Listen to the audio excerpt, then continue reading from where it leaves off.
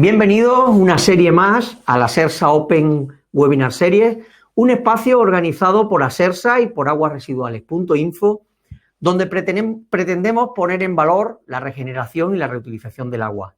Buenas tardes a los que nos seguís desde España y Portugal, buenos días a los que lo hacéis desde América Latina y gracias a todos y a todas por vuestra asistencia. Antes de darle paso a Rafael Mujeriego, presidente de Asersa, para que nos presente a los invitados de hoy, permitidme que os comente que la webinar de esta tarde está dividida en dos bloques.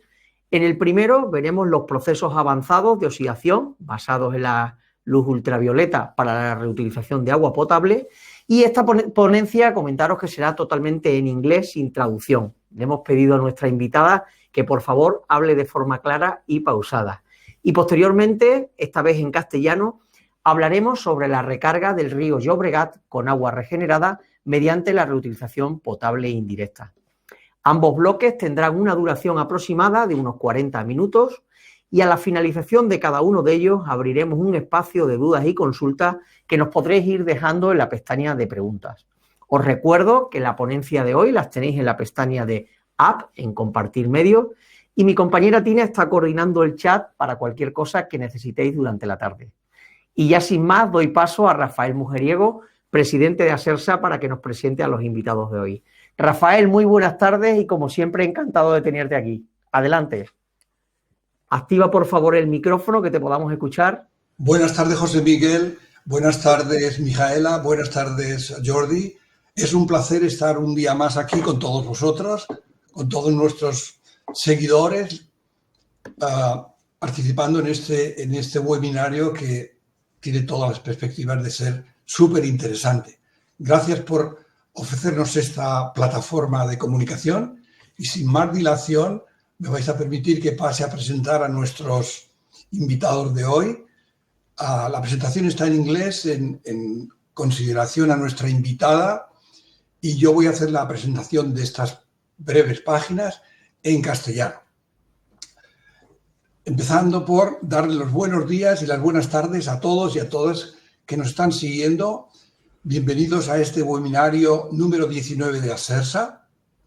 Muchísimas gracias por uniros todos vosotros a este segundo webinario de la serie 2024. Este año solamente hemos hecho estos dos webinarios. Como todos conocéis, el objetivo principal de nuestros webinarios es compartir y diseminar las más diversas iniciativas dedicadas a promover la regeneración y la reutilización del agua como un componente esencial de la gestión integrada de los recursos hídricos. José Miguel, si eres tan amable, me pasas tú. Sí. Y así ahora.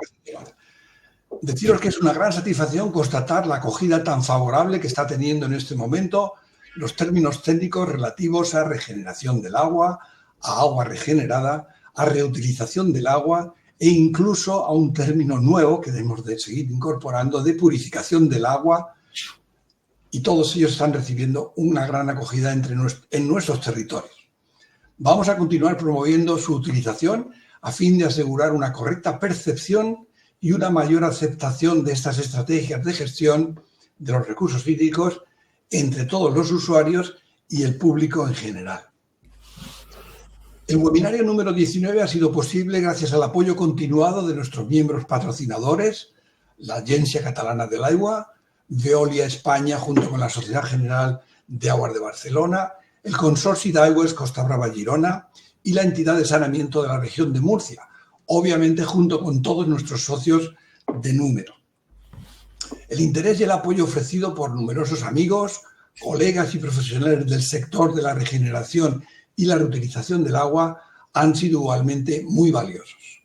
Nos han ofrecido gustosamente su disponibilidad para compartir sus conocimientos y su experiencia sobre cómo planificar, implantar y explotar sus proyectos de reutilización del agua bajo las más diversas condiciones ambientales, sociales y económicas.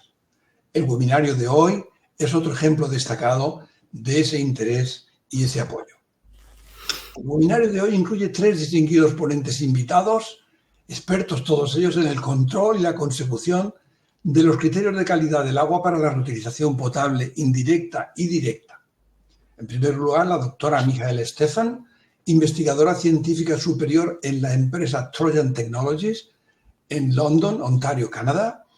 Y en segundo lugar, Jordi Molís y el doctor Antoni Munné, técnicos de la Agencia Catalana del Agua en Barcelona. La doctora Michaela Estefan tiene un doctorado en fotoquímica y cinética química y 30 años de experiencia en investigación fundamental y aplicada sobre los procesos de oxidación avanzada inducidos con luz ultravioleta para el tratamiento de microcontaminantes en el agua. La doctora Estefan ha participado activamente en estudios piloto y de implantación a escala real de los procesos de ultravioleta y oxidación avanzada en instalaciones de agua. Es igualmente editora del libro titulado Advanced Oxidation Processes for Water Treatment, Fundamentals and Applications, publicado por la IWA Publishing en 2018. Jordi Molís es ingeniero de caminos y director del área de abastecimiento de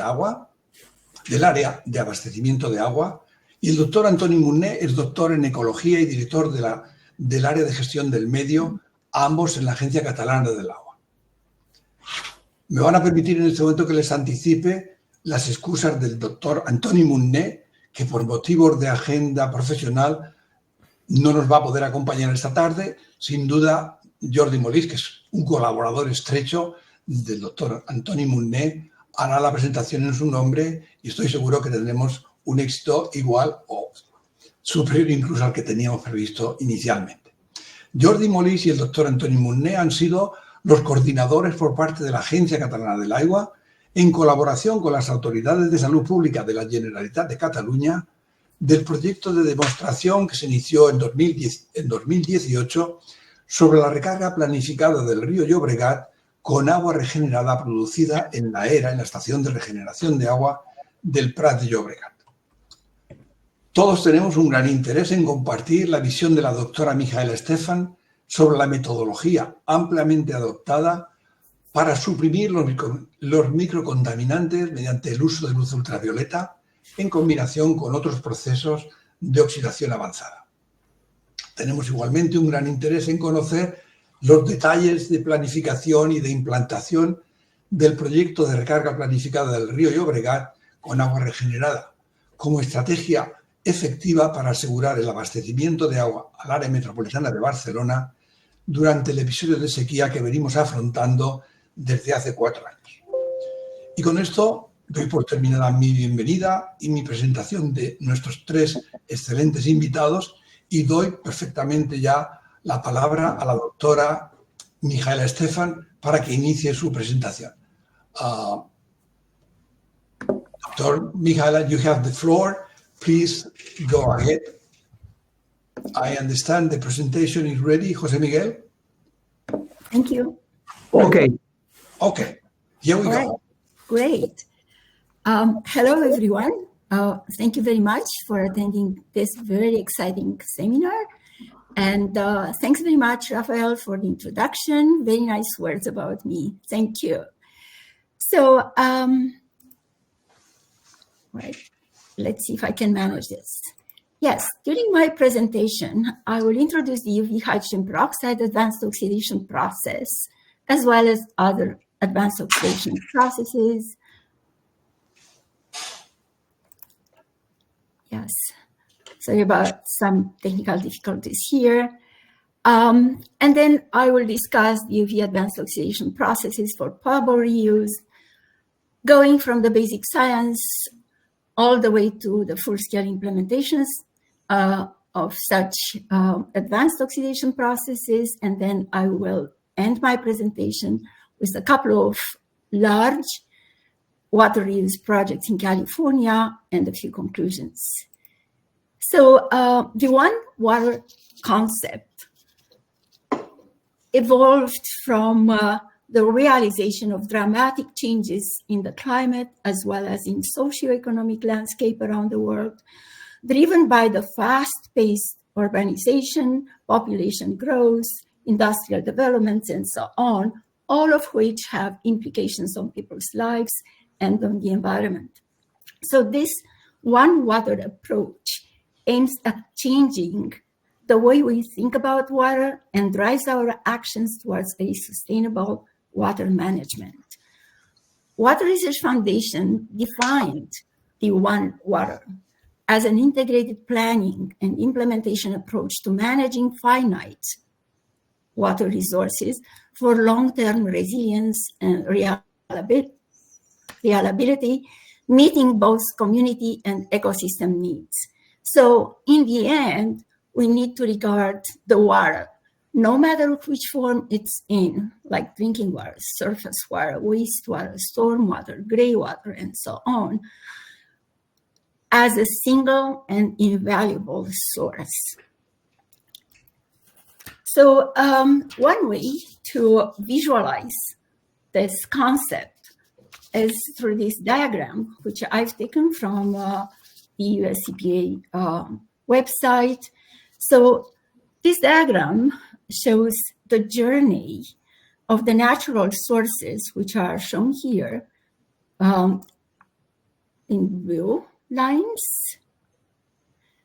And those water sources are surface water as well as groundwater, which are treated as drinking water and then distributed to various users.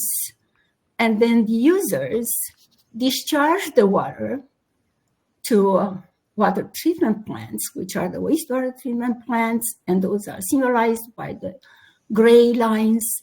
And then after treatment, the water can be discharged into the rivers or other natural water sources, or they can be sent to further treatment for reuse as non-potable or potable water. So in the United States, the Safe Drinking Water Act protects the quality of nation's drinking water supply, community drinking water, whereas the Clean Water Act protects the water bodies like rivers and lakes.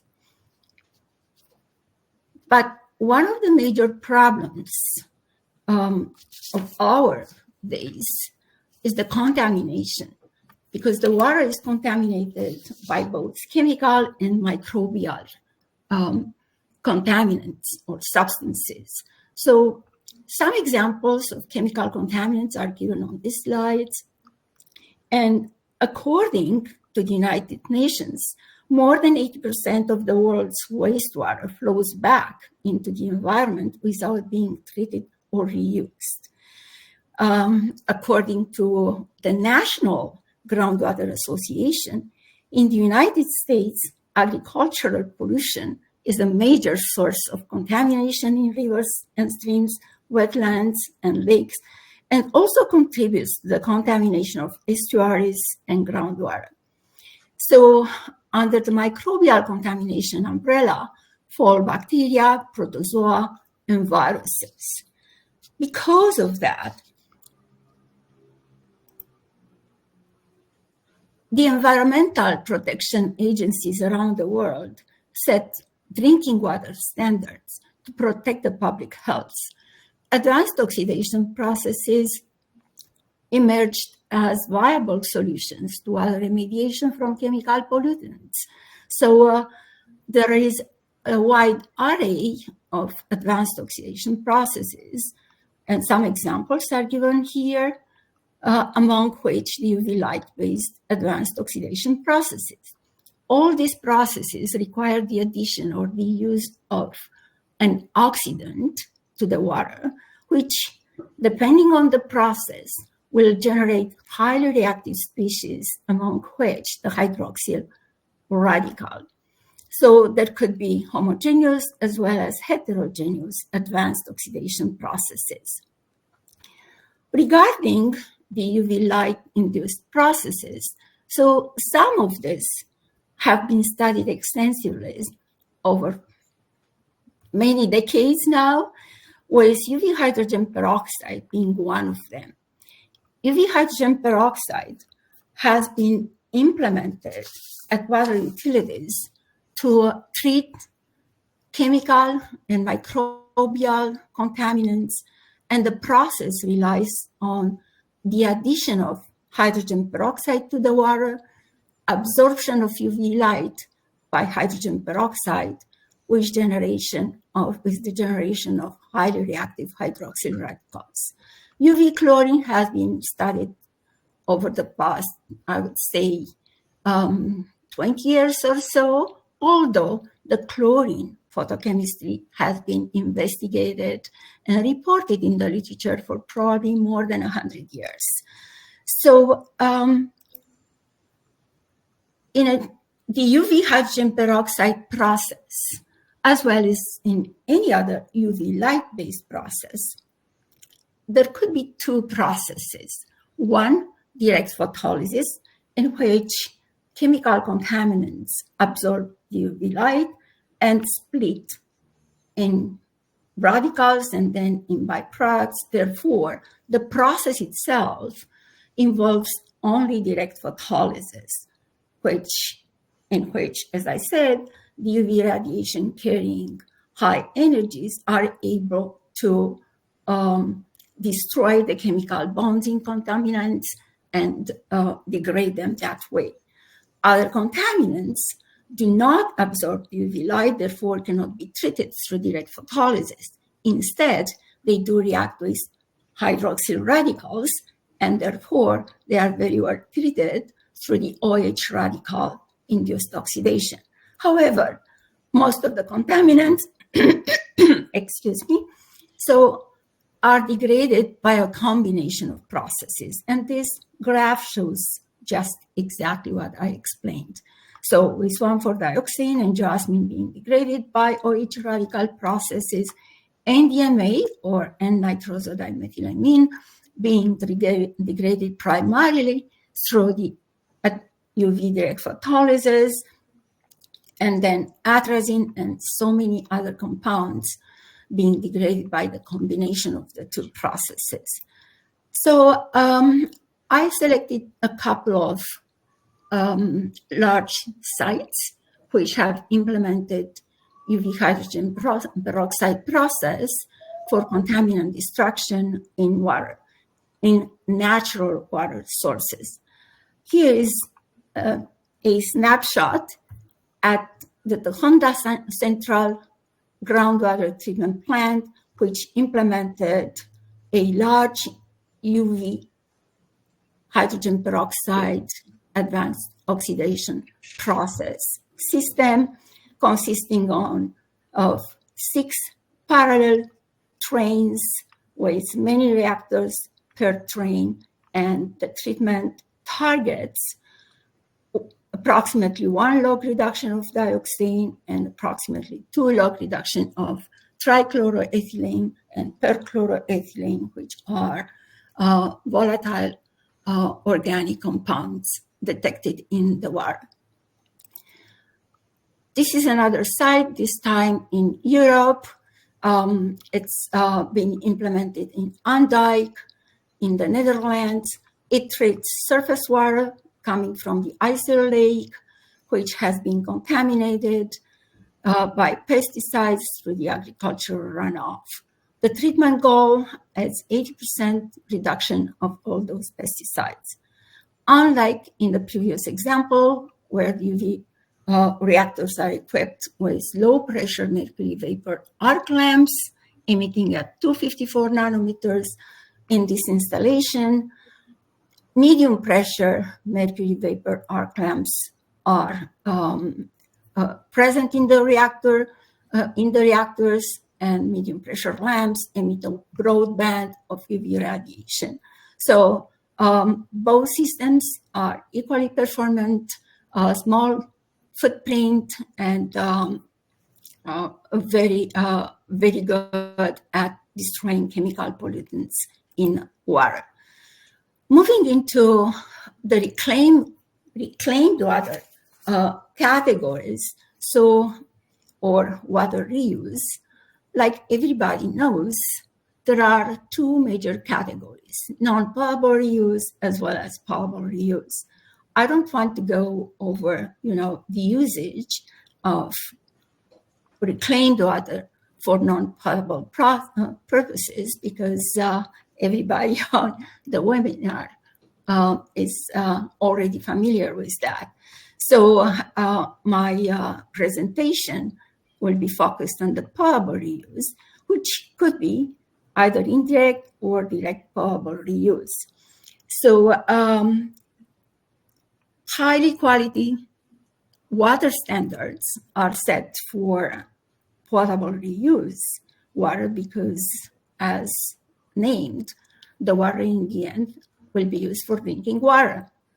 Therefore, strict regulations are implemented around the world, which implemented, this kind of water use systems. And in the United States, those are regulated by the state, or there could be even local regulations as well. So in order to meet the contaminant treatment as well as pathogen inactivation targets, so advanced water purification trains are implemented. Just of note, so I've learned that about 120 million cubic meters of wastewater is treated every day in the United States, but less than 10% of that is intentionally reused. As to the Europe, a similar figure, 109 million cubic meters of wastewater is treated every day, but only 2.4% is further treated for the purpose of reuse. So in the IPR and DPR, so different combinations of unit processes can be set as an advanced water purification train. And I've taken this diagram, which summarizes that idea beautifully from this article, which is featured right here. It's cited right here. And I highly recommend it for those interested in advanced water purification trains for potable reuse purposes. So the units could be very different, as well as very different combinations of them could be implemented. What I would like to do is to draw your attention over the percentages of water reclamation plants investigated in this article, in this study, which were 70, which implemented UV advanced oxidation processes. That's 55%, which again speaks for the quality of treatment this advanced oxidation processes can provide in water reuse space. So a typical IPR, DPR advanced water purification train is shown on this slide. And it comprises microfiltration or ultrafiltration, followed by reverse osmosis filtration, and as a polishing step, or the step which really deals with contaminants and pathogens, the UV advanced oxidation process. So in the United States, there are 15 states with potable reuse. Yeah, I don't know, I got a weird message. All right, thank you, Jose Miguel. So in the United States, as I said, there are 15 states which already implemented regulations for potable reuse or guidelines. And this map is as of August this year. So, and the stars on the blue colored states which implemented the regulations represent the states which implemented DPR regulations, and those are California and Colorado, or states which are considering the implementation of direct potable reuse, which is Utah, and states like Arizona and Florida, which did revise the first draft of DPR regulations and submitted those for public comment, whereas Oklahoma and Texas allow drinking water, direct potable reuse for drinking water production on a case-by-case basis. In California, the regulations specify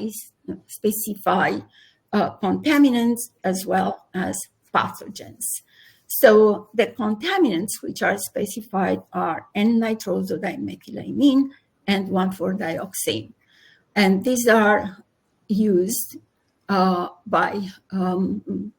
these are considered in the full-scale performance testing of the UV AOPs implemented in IPR and DPR projects. RO membranes are very good at rejecting chemical contaminants. However, there are small molecules, low molecular weight, lower than 200 Daltons, uncharged molecules and species which pass through RO. And those could be pesticides, pharmaceuticals, endocrine disruptors, industrial solvents, nitrosamines, disinfection byproducts, even odorous products such as 2,4,6-trinitroanisole, and so on. So all these contaminants can be successfully treated by UV advanced oxidation processes, and 1,4-dioxane has been selected as a surrogate for the treatment of other contaminants, including the classes that are represented here or cited here.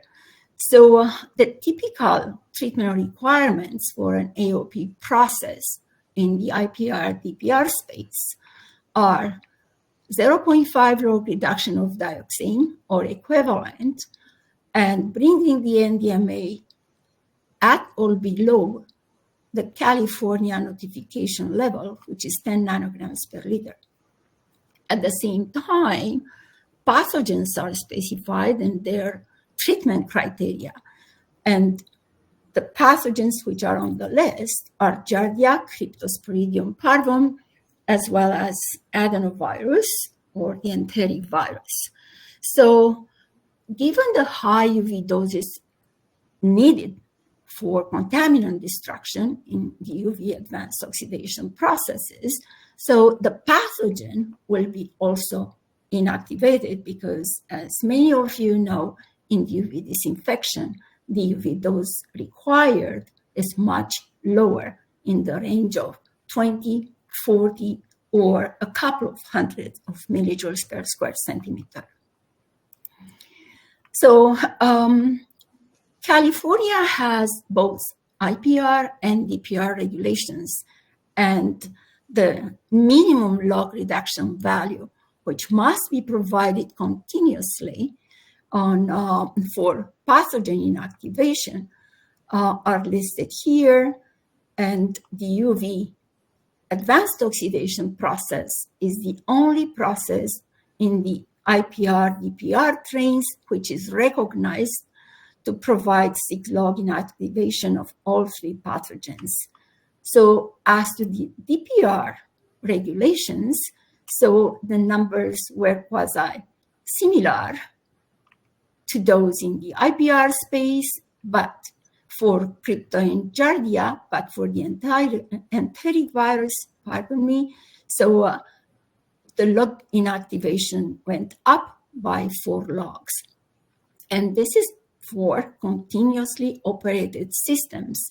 However, the water utilities are required to design the treatment train from the entire treatment train for 15 log inactivation of Crypto, 14 log inactivation for Giardia, and 20 log inactivation for the enteric virus, just to have that 4 log redundancy in case of any unobserved treatment lapses.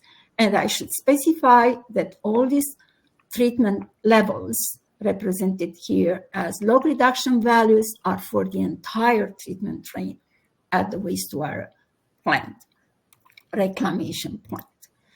So the UV light-based advanced oxidation processes implemented for indirect and direct potable reuse are UV hydrogen peroxide and UV chlorine.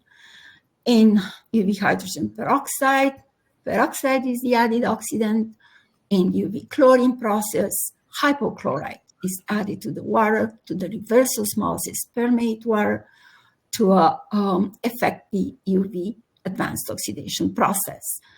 Both oxidants will absorb the light, generating highly reactive radicals.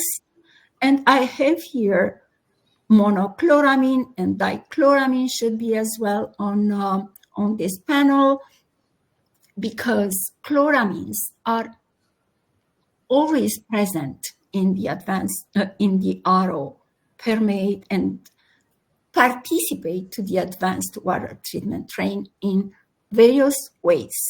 In the good way is when these chloramines absorb UV light and generate useful radicals, chlorine radicals for the water pH characteristic to the reverse osmosis. This permeate converts to hydroxyl radicals. So useful, highly reactive species. On this slide, on the top panel, I have a schematic representation of the advanced water treatment train. So in front of membranes, typically hypochlorite and ammonia are added to form chloramines to prevent the membrane biofouling. So sometimes that process occurs in front of MF or UF membranes. Some other times, in some other cases, that's before the RO. In front of RO, an acid is added to prevent the membrane scaling. Therefore, the pH of the water will drop and the pH in the RO permeate will be lower than that in the front of MF and UF. This is important because pH is one of the water characteristics which drive the treatment performance and also drives the selection of oxidant and advanced oxidation process for reverse osmosis permeate. So the chloramines and a little bit of ammonia will pass through RO. At this step, the oxidant is added, and then the water flows through the UV system where the radicals are produced, contaminants are destroyed, oxidants are destroyed, and so on. In order to understand what happens in this space and also to be able to size the UV equipment properly and meet the treatment performance, we need to know the science. We need to pilot and confirm the science prior to going to the full-scale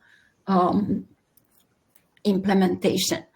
As part of the science is understanding photochemistry and chemistry of added oxidants and chloramines, coexisting species, the radical formation, as well as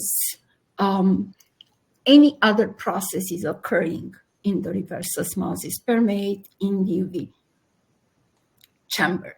So therefore, all these reactions, all these kinetics will impact the treatment performance. So, and this is what I call the UV AOP journey. It starts from science, goes through the piloting, and then implementation and validation through performance acceptance testing at the customer site. So during the laboratory investigation, literature consultation, critical review, we acquire information on reaction mechanisms and kinetic data, develop mechanistic kinetic models, which are tested at the pilot scale first, and then the data from the pilot testing are compiled and distilled into the UV AOP system control equations, which are implemented to the full scale reactor. So going quickly through the speciation and reactivity of these oxidants, hydrogen peroxide is not sensitive to the pH over a wide range. And here is the pH characteristic to the reverse osmosis permeate is anywhere between 5 and 6.5. Therefore, it exists as H2O2. It absorbs the light with the OH radical production, but also it scavenges the OH radicals. So oxidant does the good thing, generating radical species, and the bad thing, scavenging radical species. And that's valid for any advanced oxidation process. In the UV chlorine case, so the distribution of the free chlorine, again, species is also pH dependent, with the hypochlorous acid being the major fraction over the pH characteristic to the ROP. And this species generates radicals with a high yield, but also scavenges the radicals to some extent. So this is the species that we would like to have in the water, and that's why typically in the design criteria, the pH is specified. So there are other contaminants which impact the, I shouldn't say contaminants, but species which impact the UV AOP treatment performance and are present in the RO permeate. Among those, chloramines, which absorb the light and also scavenge OH radicals. They consume free chlorine in breakpoint reactions and could degrade to species which exert an OH or radical demand in situ. Free ammonia is another parameter, is not relevant for the UV peroxide, but it's important for the UV chlorine because of the breakpoint reactions, and then bicarbonate for both processes, and pH, as I described earlier, is more critical for UV chlorine process. So based on the information we acquired from the literature and from our own lab work, we developed mechanistic models for both processes, and these models are able to do a dynamic modeling of UV and radical reactions in the UV chamber, and the outputs would be the UV dose as well as the degree of contaminant removal. So just a quick look at this slide, which looks like pretty complex. So on the top panel, I have the exact same schematics as in the other slide, but on the bottom panel is just a MATLAB model exercise, so showing how the chlorine species are evolving from the point of hypochlorite dosing to the water, to the RO permeate right here, through the end of the treatment through the AOP process. So chloramines are present. Once dosed to the water, hypochlorite, which will be in the form of hypochlorous acid, will enter into breakpoint reactions with the chloramines. Concentrations will change for the chloramines as well as the free chlorine. So, and at the reactor inlet, the species concentrations would be totally different than in the original ROP, or at the dosing point.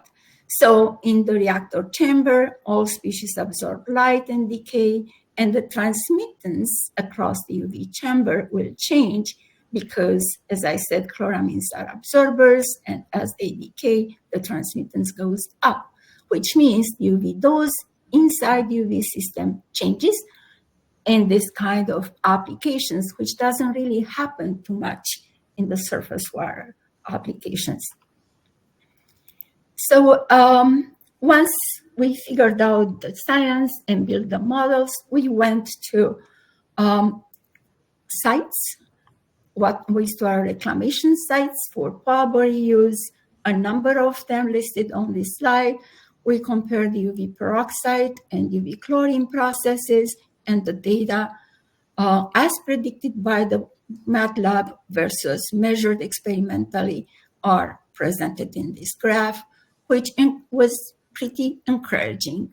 So, and then, this is just a quick example for the piloting at Orange County Water District, where we deployed one of our pilot systems, and the two processes were compared under a wide variety of conditions, looking at 1,4-dioxane and NDMA removal. So from that study, we observed that UV chlorine process is more energy favorable than the UV hydrogen peroxide process. And this was expressed by the electrical energy per order, which is a parameter used to compare the energy efficiency for UV processes. So also the comparison between the predicted and measured 1,4-dioxane were very encouraging because, as you see, the data lines along the 1-to-1 line for both UV peroxide and UV chlorine process. So then, based on the information and refinement of the data that we got for the model, so we developed the control equations and for the two AOPs and implemented them at the full-scale reactors, and that algorithm performs a live iterative calculation of contaminant log reduction as a function of a number of parameters, including water quality, the flow, and UV system power. And distills, analyzes all those data, coming up with the best optimum condition, which ensure meeting the treatment requirements at the minimum operating costs. So all the log reduction values, including the virus log inactivation, are displayed. So in order to have correct predictions by the control algorithm, certainly all the input parameters have to be accurate and in real time. So a number of parameters are required, and the instrumentation is implemented at the water reclamation plants for potable reuse. And those parameters are fed into the control algorithm, and this is how the system works. So just a couple of examples of full-scale systems. So pure water Oceanside.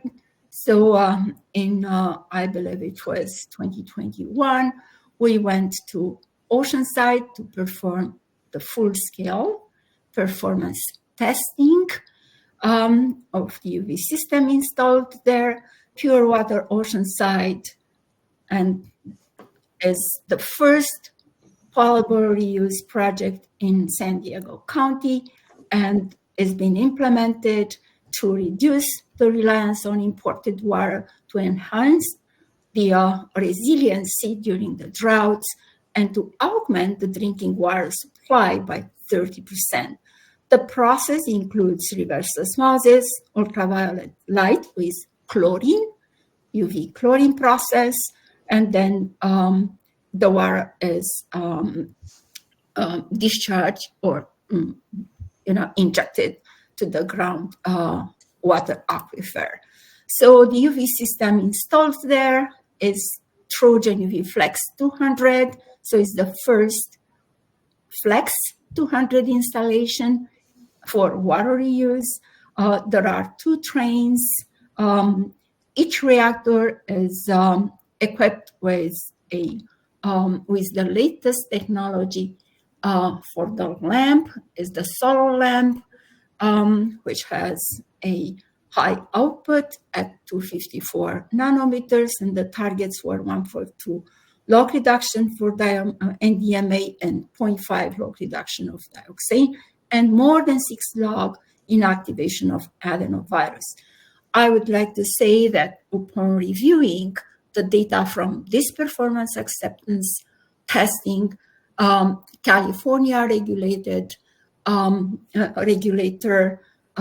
approved the algorithm for automated operation of the UV system with UV chlorine process. Some sites operate on set points where the UV dose is specified, or the electrical energy dose, and the oxidant is specified. So 2 set points.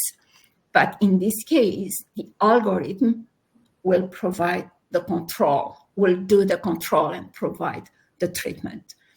So this is just an example of how the NDMA data compared the predictions by the algorithm versus the measured values. Pretty good data.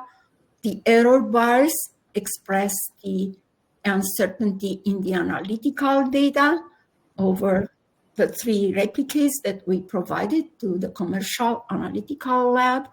And I should say also that the NDMA in UV effluent was very close to the detection limit, or even below the detection limit.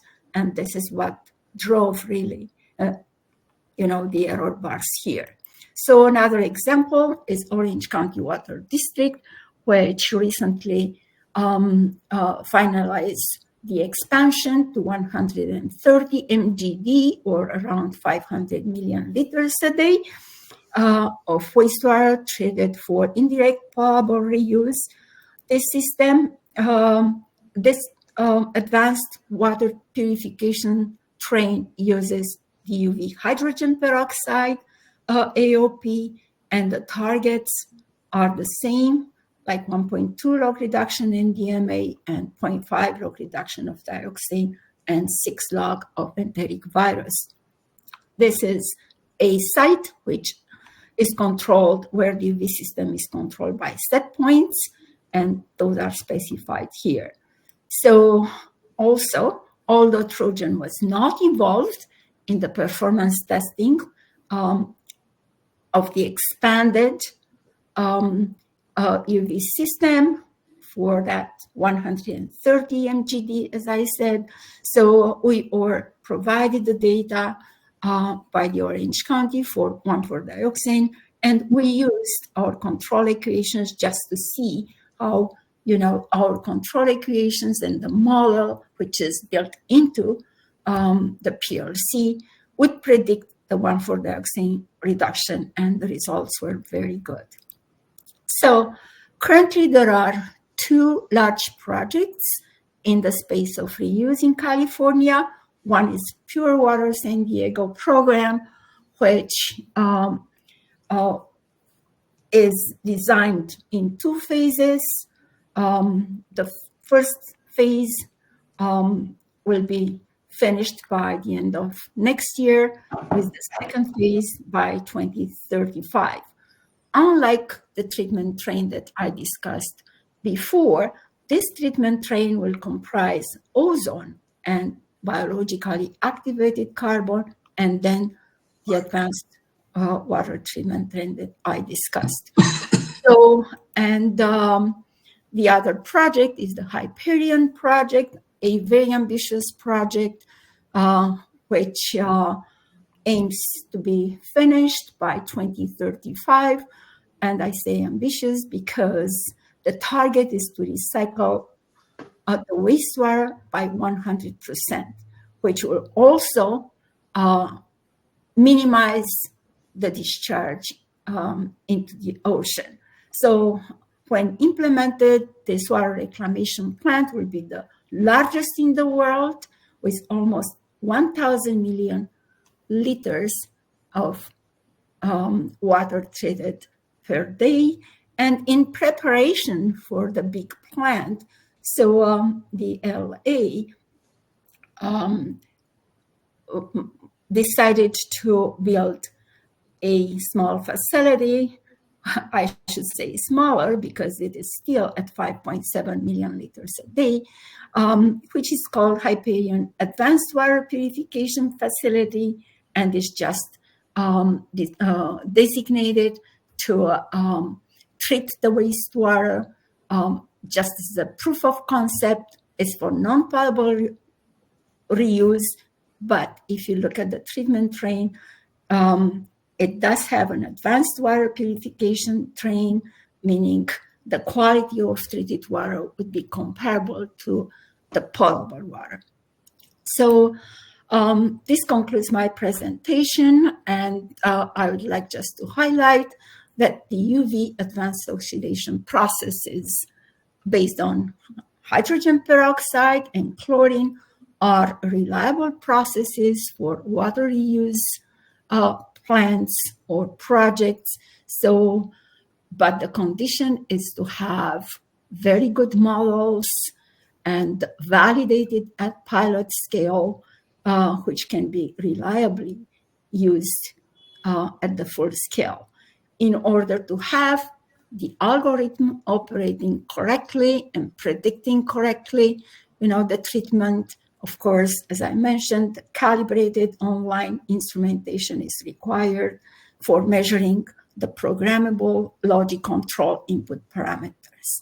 Thank you so much, and I would like to acknowledge the contribution to the work featured in this presentation of my colleagues at Trojan, as well as of these organizations like City of Oceanside, Russell, Orange County, Water Replenishment District of California, MWD, and Santa Clara Valley Advanced Water Purification Center. Thank you very much. Thank you very much, Mijaela. Do I have the microphone, Jose Miguel? Sí. Again, thank you so much, Mijaela, for your presentation. Fantastic. I'm sure our listeners and following the presentation have been really impressed by this excellent agreement between the prediction and the observed values. When you see this one-to-one and the points align along the line, this is really fantastic. We have a few minutes, maybe about 10 minutes at most. I will reduce my presentation for the next speaker. So we have about 10 minutes for questions from the audience. José Miguel, do you have any question already? Sí, Rafael. Comenzamos con una cuestión de Ana Carbonell, que le pregunta a la doctora Estefan, que ha hablado extensamente sobre procesos de oxidación avanzada, de ultravioleta más peróxido y de ultravioleta más cloro. ¿Qué opina sobre el proceso de oxidación avanzada de ultravioleta más ozono? Mijaela, the question is, what is your vision or your opinion about the advanced oxidation process combining UV and ozone? Yes, thank you so much for that question. Great question. And I would like to state that this is my personal opinion. So I see UV in combination with ozone. It's a good process, but in the end, so the ozone will be destroyed with the formation of hydroxyl radicals, but at the same time, there will be a hydrogen peroxide, like hydrogen peroxide will be formed in the system, and in the end, you will have a combination of UV peroxide and peroxon process, which is ozone in combination with peroxide. The only probably thing which is important here is the prevention of bromide formation, because bromide is oxidized by ozone with the formation of bromate, which is a stable byproduct. And bromide is regulated in drinking water in some jurisdictions to only 5 micrograms per liter, in many others to 10 micrograms per liter.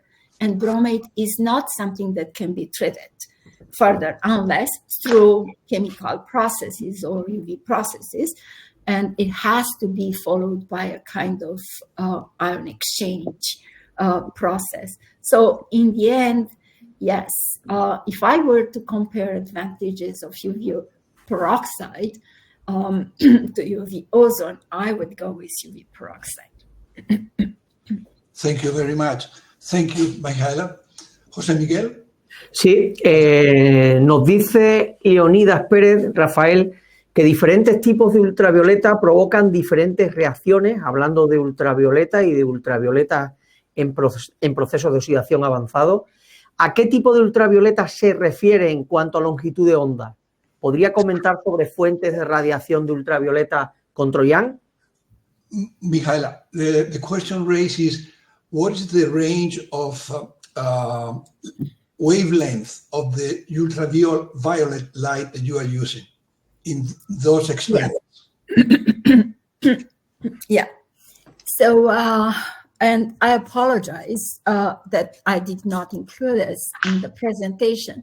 I had to cut the presentation, but I did have a slide which would have answered the question right there. So for potable reuse applications, the only lamp technology that's implemented is the low pressure, high output mercury vapor arc lamps, which emit at a quasi single wavelengths in the UV space at 254 nanometers.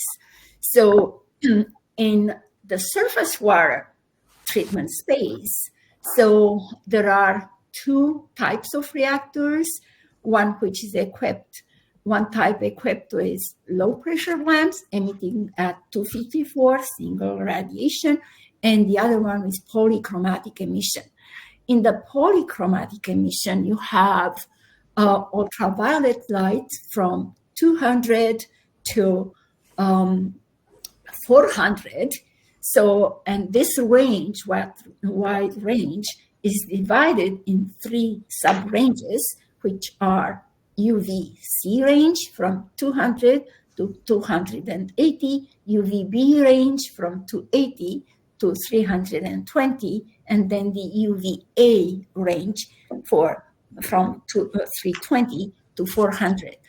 As the wavelengths increases, the energy carried by the UV radiation decreases.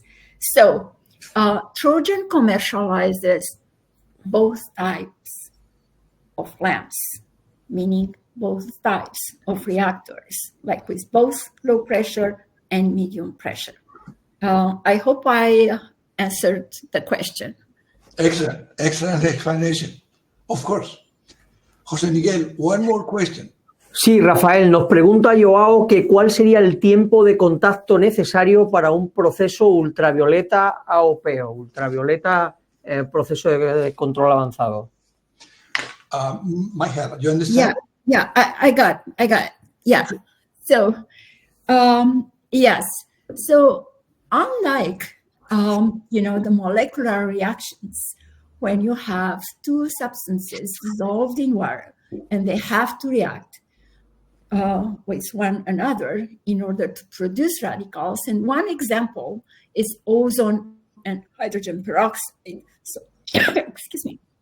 So, and the kinetics is driven by the rate constant between these two. So in UV processes, where UV is regarded as a sort of reagent, one of the reagents, so that process is instant. So it's just an instantaneous process of light absorption which splits the molecules. Should those be the oxidant molecules or the contaminant molecules? I just featured one of those, which was atrazine, but there are many others which absorb the light and can be partly degraded by direct photolysis.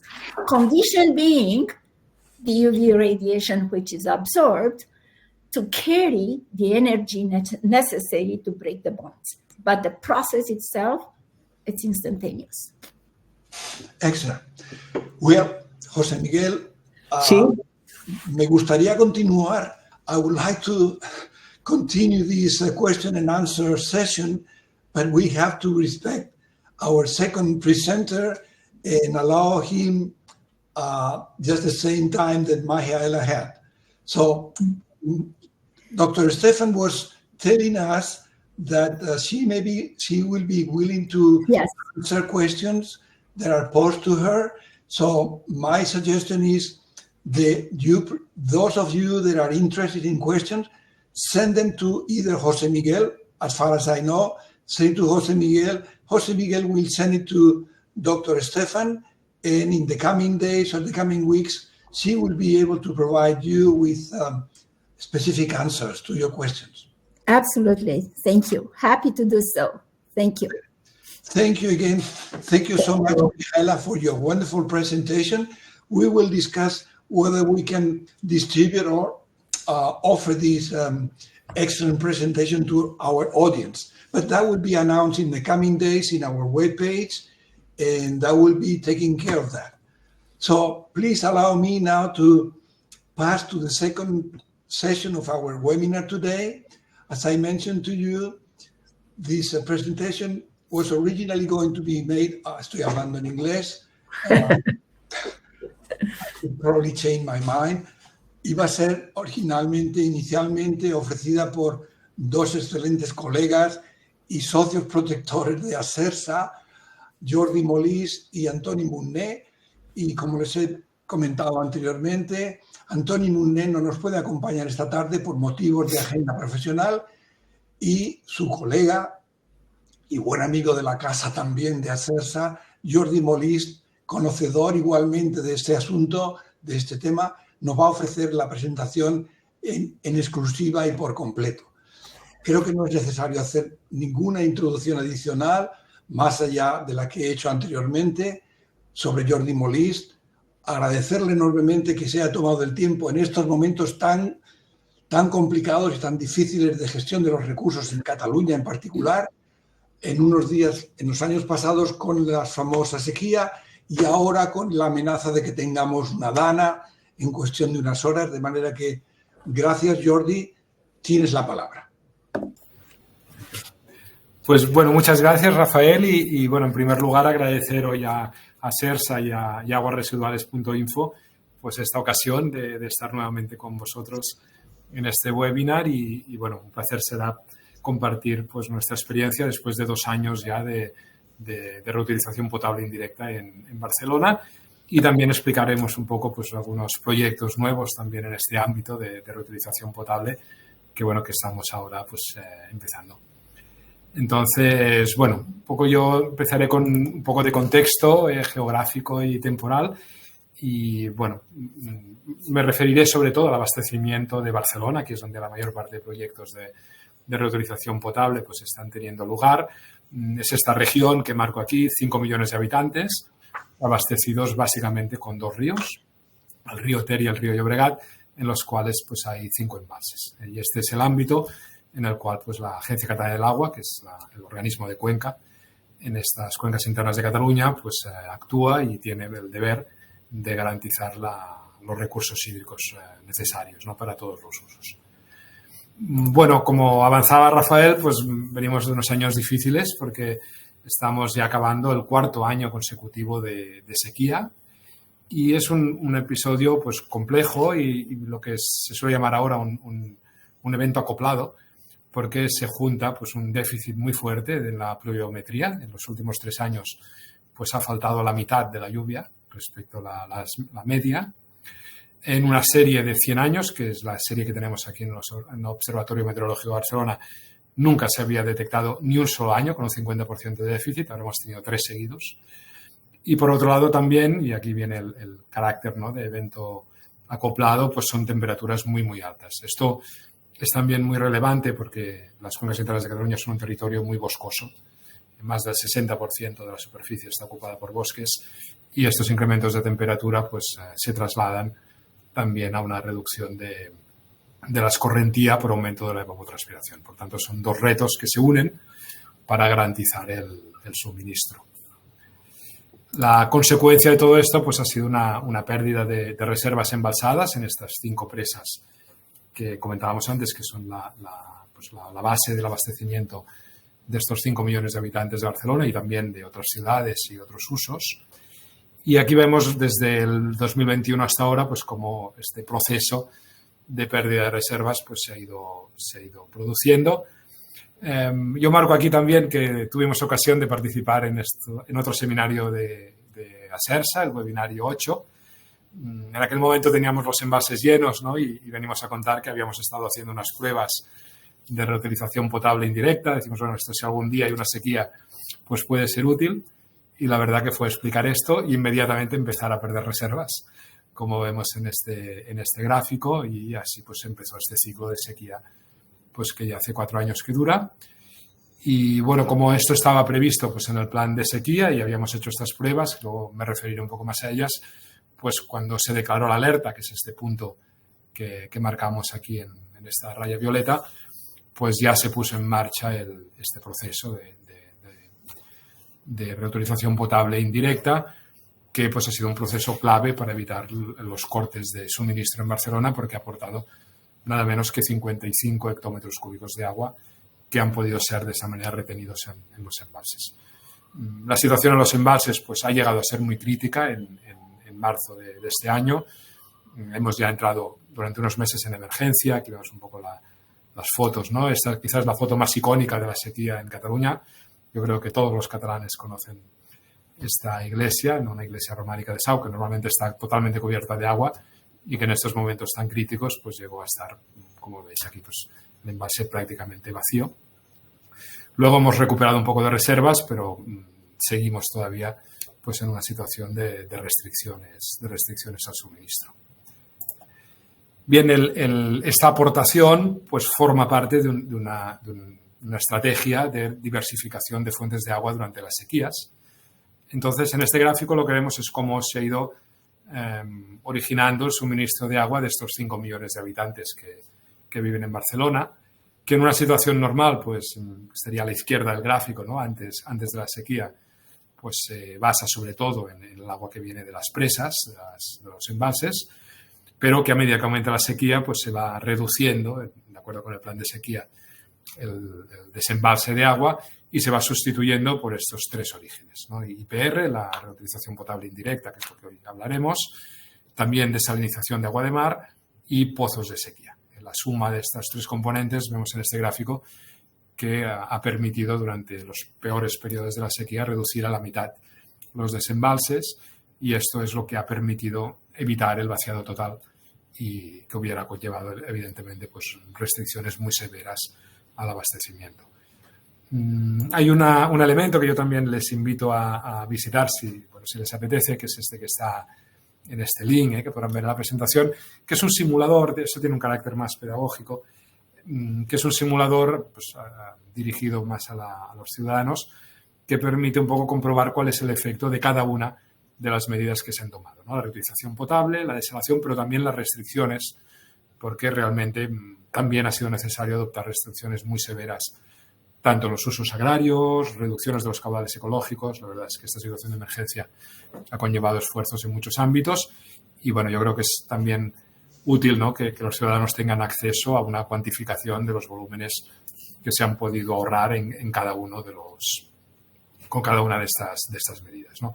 En este caso, lo que vemos aquí pues sería la desactivación de la reutilización potable, ¿no? El resto de medidas estarían activadas en esta simulación y esta línea negra nos muestra cómo hubiéramos llegado pues, a una situación de casi vaciado de los embalses y en todo caso pues, hubiéramos llegado a estos volúmenes tan bajos, ¿no? En los cuales pues, la calidad del agua estaría muy comprometida.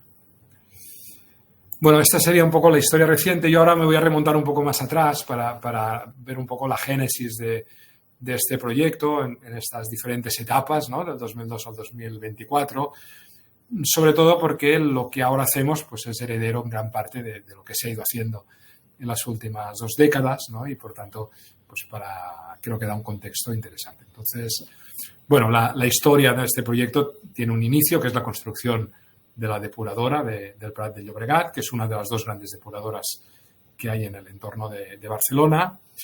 Inicialmente la depuradora del 2002 se construyó vertiendo al mar, entonces el esquema que teníamos pues es este, que es muy sencillo, ¿no? Tenemos el río Llobregat que pasa al lado de Barcelona, la potabilizadora del Llobregat capta agua de este río, se usa, luego pues se recoge en el alcantarillado y va a la depuradora y se vertía al mar, ¿no? Sin embargo, aunque se construyó de esta manera, ya los que lo hicieron en aquel momento tuvieron el acierto de prever que esta depuradora pudiera pasar a tener reducción de nutrientes si algún día se quería reutilizar el agua, ¿no? Y esto pues, fue uno de los elementos, ¿no? clarividentes de los que diseñaron esta depuradora en su momento.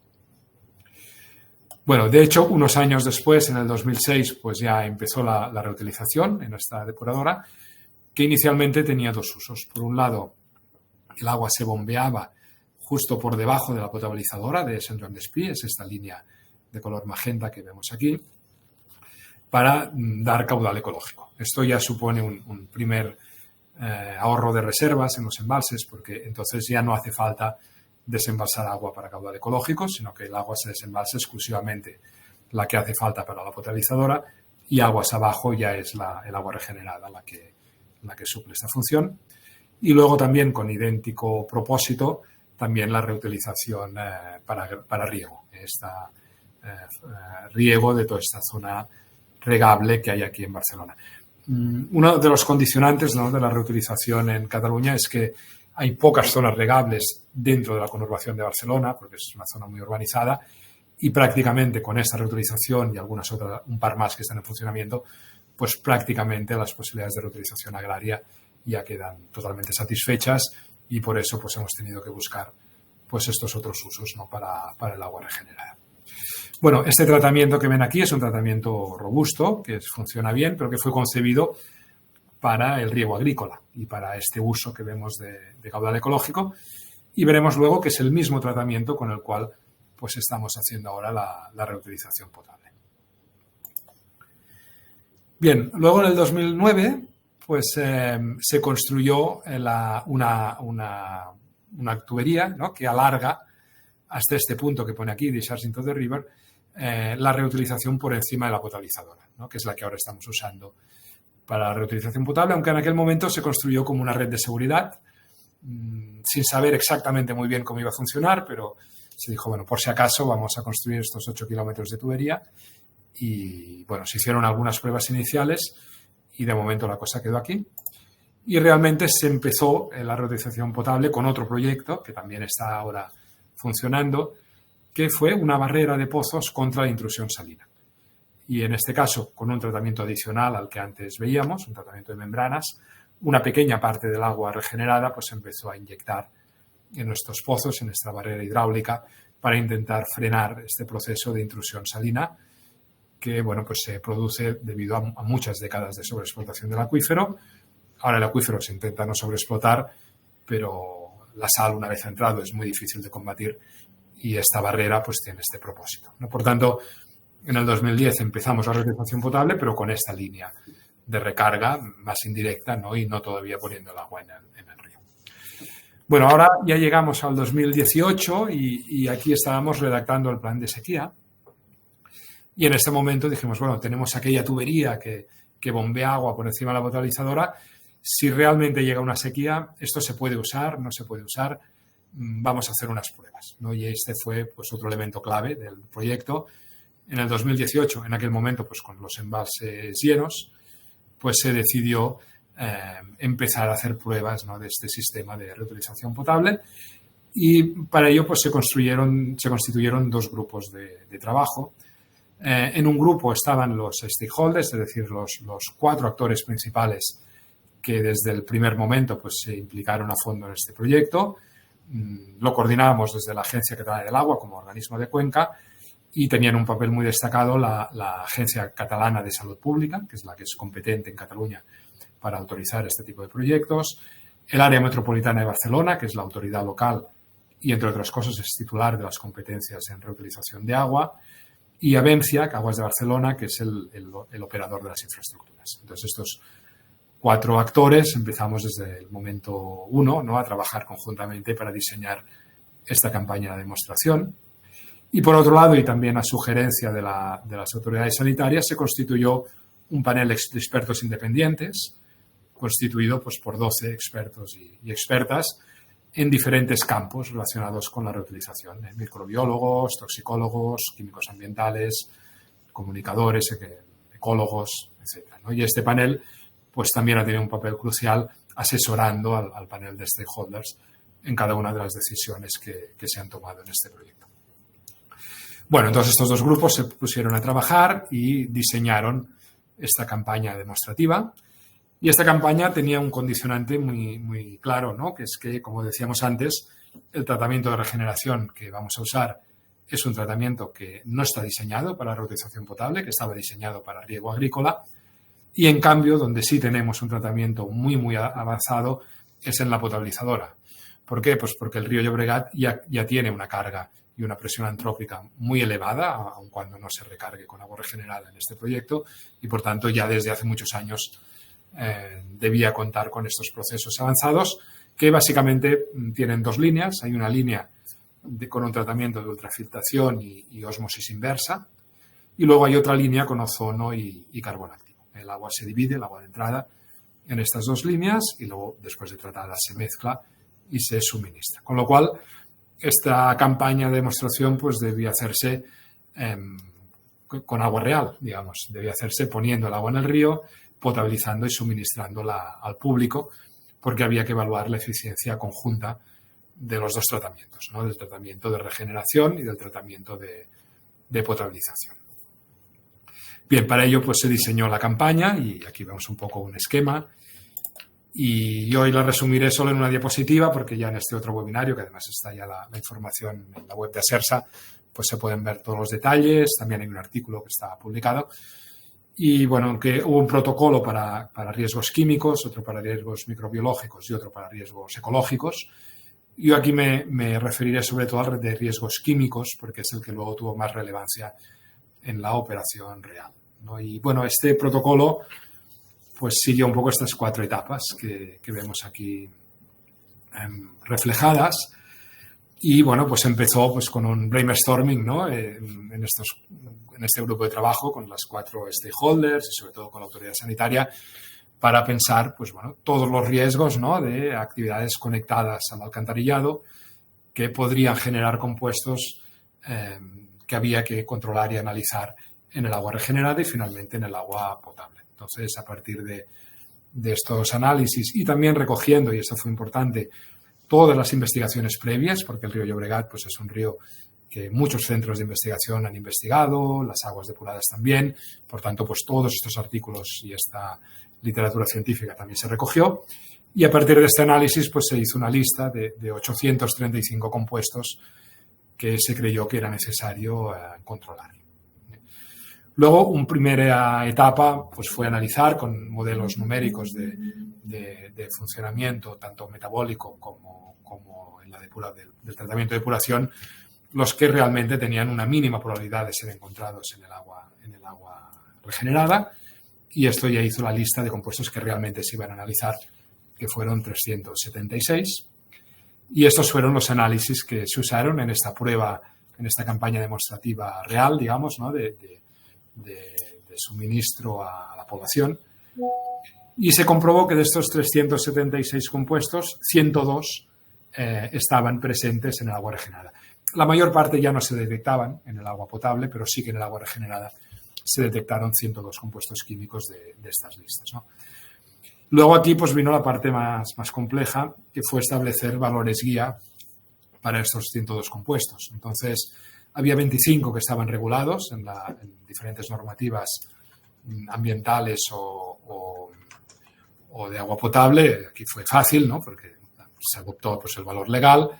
Había otros 25 que en Europa no están regulados, pero están regulados en otros sitios. Por ejemplo, la OMS tiene valores aconsejados, o diferentes estados de Estados Unidos o de Australia, pues aquí también había una referencia, pero había otros 50 que no están regulados en ningún sitio, y entonces aquí, pues con ayuda también de nuestro panel de expertos y de los toxicólogos, pues se establecieron también valores guía. Bueno, una vez teníamos los valores guía, ya podíamos comparar, ¿no?, los resultados que se habían encontrado en el agua regenerada y en el agua potable con esos valores guía, y al final, pues el resultado fue que con este proceso en embudo, digamos, al final solo había un compuesto que estaba en el agua potable en valores próximos al valor guía que se había acordado con la autoridad sanitaria, que es un compuesto del cual pues también nos ha hablado la doctora Estefan, que es el 1,4-dioxano. Es un compuesto interesante porque en Europa no está regulado en el agua potable, y en cambio hemos visto, ¿no?, en la explicación de la doctora Estefan, que en California es quizá la pieza esencial, ¿no?, de la regulación sanitaria, ¿no?, de la reutilización potable. Entonces, por tanto, bueno, pues este compuesto había que actuar. Bien, una posibilidad, evidentemente, es mejorar el tratamiento y con estos sistemas, por ejemplo, de oxidación avanzada, pero en este momento ya empezábamos a ver el inicio de la sequía, teníamos prisa por actuar, y entonces se decidió inicialmente actuar en origen. Aunque no descartamos en el futuro también, en paralelo, pues adoptar la vía de la oxidación avanzada, en este momento pues se decidió actuar en origen. Aquí es donde nos quedamos en el bobinario 8, ¿no? Y ahora ya empezamos a contar pues lo que ha pasado desde entonces. Y entonces aquí lo que se estableció fue un sistema muy intenso de control de los vertidos industriales en el alcantarillado, y se encontraron 3 fábricas que eran la fuente principal de este compuesto.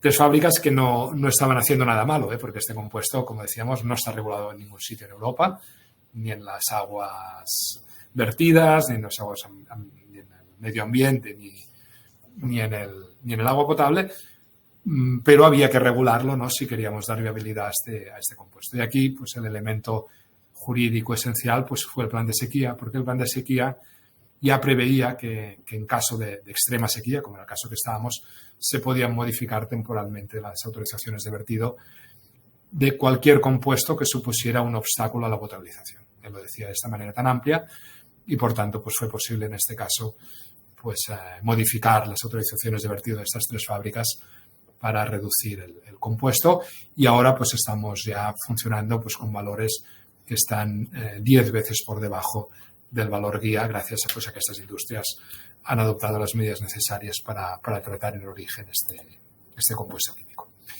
Bueno, con todo esto seguía sin llover, la sequía avanzaba y llegamos a este punto de declaración de la situación de alerta, y entonces, bueno, pues afortunadamente, ¿no?, coincidió, ¿no?, el final de todas estas ensayos y gestiones previas con el momento de que el agua hacía falta, y en diciembre del 2022 pues se empezó a bombear agua regenerada en el río, y este es el punto, esta es la foto, ven ustedes, donde el agua regenerada, que viene aquí pues por la parte de abajo de la fotografía, llega al río Llobregat. Aquí parece muy ancho, pero realmente no es un gran río, pero aquí está justo en un punto que hay un azud y se ve bastante ancho, y aquí se mezcla pues con el agua que baja, y ya juntas y mezcladas pues bajan 8 kilómetros hacia la potabilizadora. Y bueno, pues el mes que viene hará 2 años que esto está en funcionamiento continuo, y durante todo este periodo pues ninguno de estos 102 valores guía se ha excedido, ¿no? Durante estos años también ha habido mejoras en las técnicas analíticas, y concretamente pues sobre todo en las técnicas analíticas del semi-quantitative non-target, el análisis digamos sin objetivo, que son análisis que permiten analizar muchos miles de compuestos en base a librerías científicas. Nosotros lo hacemos sobre todo con el Consejo Superior de Investigaciones Científicas, en la sede que tiene Barcelona. Pues esto da una seguridad mayor, porque además de este análisis de riesgo inicial, pues nos permite hacer barridos, ¿no?, de muchos miles de sustancias, Y bueno, aquí la buena noticia también ha sido que prácticamente no hemos encontrado nada que no estuviera en el análisis inicial. Apenas un par de metabolitos de fármacos que ya estábamos analizando y que no tienen importancia sanitaria. Y por tanto, bueno, pues esto ha sido también un espaldarazo, ¿no?, a este proyecto y la verdad que este análisis non-target ahora lo estamos haciendo con mucha frecuencia y es una cosa pues que las autoridades sanitarias pues también le dan mucho valor. Bueno, pues ya 2 años de funcionamiento y la verdad que ha sido un funcionamiento intenso y aquí pues lo que vamos a ver un poco en este gráfico son los caudales diarios de entrada a la potabilizadora. Aquí estamos viendo no el sistema en general, que es lo que veíamos en las diapositivas iniciales, ¿no?, de los 5 millones de habitantes, sino ya concretamente la planta potabilizadora de Barcelona, de Sant Joan d'Espí, pues cómo se alimenta con esta mezcla de aguas, de agua regenerada y agua del río, que llegan mezcladas. Y aquí las ponemos separadas, pero evidentemente a la potabilizadora llegan mezcladas, y los pozos de sequía, ¿no? Vemos cómo durante los peores momentos de la sequía, pues realmente ha habido más agua regenerada que agua del río. Y realmente el agua del río también tiene una porción de agua regenerada, porque ya hay ciudades aguas arriba que también están vertiendo. Y sí que se consigue, sin embargo, una cierta dilución posterior en incorporar el agua de los pozos. Entonces, el funcionamiento habitual de este sistema es que el agua que viene del río mezclada, agua regenerada y agua del río, pasa por la línea principalmente de ósmosis inversa y el agua de los pozos pasa sobre todo por la línea de ozono y carbono activo, aunque tampoco hay una limitación en esto. Es decir, si en algún momento hace falta invertir estas líneas, pues también se pueden invertir y se hace, igual que tampoco hay un compromiso de dilución. Realmente se consiguen diluciones con el agua de pozos, pero puede ser que haya momentos que no se consigan. Lo que buscamos siempre, al final, es la calidad del producto, la calidad del agua potable y no hay otras limitaciones adicionales a esta.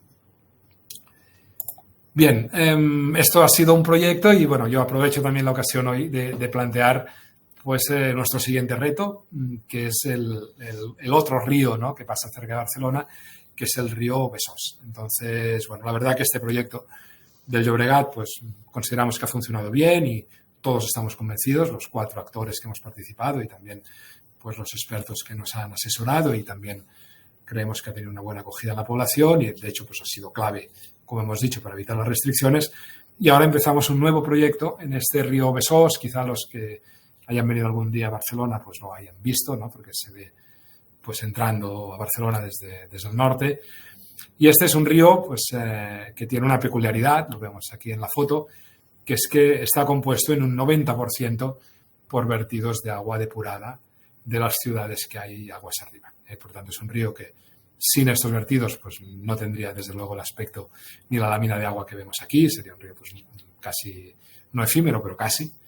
Y ahora pues tiene toda esta aportación. Concretamente, pues las depuradoras que hay aguas arriba de Barcelona tratan 1 millón de habitantes equivalentes, ¿no? Este es el agua que hoy se está vertiendo al río y es un agua que entendemos que con las herramientas pues que se han desarrollado en el río Llobregat, pues hoy en día pues podría ser aprovechada sobre todo en situaciones de sequía y daría pues este refuerzo adicional tan necesario, ¿no?, para el abastecimiento de Barcelona. Por tanto, una primera fase, ¿no?, en la que ahora estamos ya redactando proyectos, pues es construir potabilizadoras en este río Besòs, que como decíamos pues es un río de agua depurada. Pero también prevemos una siguiente fase, que es aprovechar también lo que vemos en la foto inferior, que es la gran depuradora catalana, la gran depuradora de Barcelona, que está debajo del fórum, está totalmente enterrada debajo de esta plaza pública, ¿no?, que ven ustedes en la fotografía, y es una depuradora que trata 2,4 millones de habitantes equivalentes, una muy gran depuradora y que, por tanto, también es una fuente posible de reutilización potable indirecta. Y esta sería la segunda fase. Por tanto, lo que estamos tratando ahora pues, es de construir unas potabilizadoras que se alimentarán en primera fase del río Besòs y en segunda fase pues tendrán este aporte de agua procedente de la reutilización desde la depuradora del Besòs. Este es un proyecto en el cual nuevamente pues participan las 4 entidades, el ACA, el Área Metropolitana de Barcelona, que es la titular de esta instalación, Aguas de Barcelona como operadora y siempre bajo la supervisión y batuta de las autoridades sanitarias catalanas. Bueno, aquí vemos un poco este esquema. En este caso, la captación que se prevé para las potabilizadoras será con pozos. Aquí, pues la idea es utilizar esta técnica del Riverbank Filtration, que es una técnica que, bueno, muchos la conoceréis porque se usa en muchos ríos, sobre todo en Centro Europa. Las captaciones de los ríos del Danubio, del Rin, casi todas son con pozos. Y pues nosotros aquí tenemos también en el río Besós unas zonas que hay muy buena conexión del aluvial con el río y vamos a intentar pues captar con pozos porque esto da una cierta homogeneidad a las calidades. Claro, al ser un río que en gran parte pues se compone de agua, o en su casi totalidad se compone de aguas depuradas, es un río vivo, es un río que tiene calidades muy diferentes durante el día y durante la noche, por ejemplo, ¿no? Hay unas horas todo el nitrógeno está en forma de amonio, a otras horas todo está en forma de nitratos, según la actividad de las algas que viven en el río. Bueno, este tipo de cosas pues se puede ayudar un poco al tratamiento con estos pozos. Y vemos un poco aquí el esquema, ¿no? Inicialmente, pues estos pozos y las potabilizadoras pues captarán el agua del río y luego esta línea verde será el agua regenerada que permitirá una segunda fase y una ampliación de estas plantas potabilizadoras. Y esto es un poco lo que ahora estamos empezando a proyectar. Ahora estamos en fase de redacción de proyectos, de pruebas, de analíticas.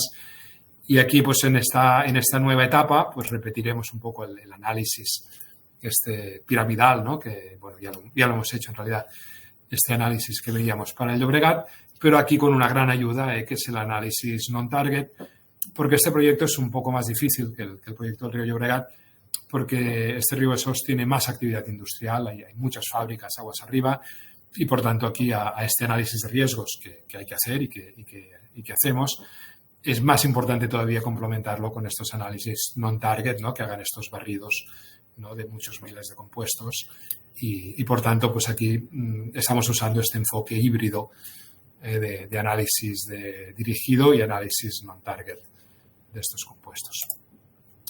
Bueno, al final la estrategia final pues es un poco la que vemos aquí, ¿no? Y si decíamos, y aquí volvemos a la diapositiva inicial, que en esta sequía actual pues hemos tenido desalación y reutilización potable indirecta, nos han permitido sustituir aproximadamente un 33% del suministro de estos 5 millones de habitantes, pues el objetivo del Gobierno de la Generalitat, que ha anunciado ahora hace unos meses, pues es llegar a un 70 o un 80% de independencia hídrica. Es decir, un 70-80% del suministro de estos 5 millones pueda darse sin depender de la lluvia.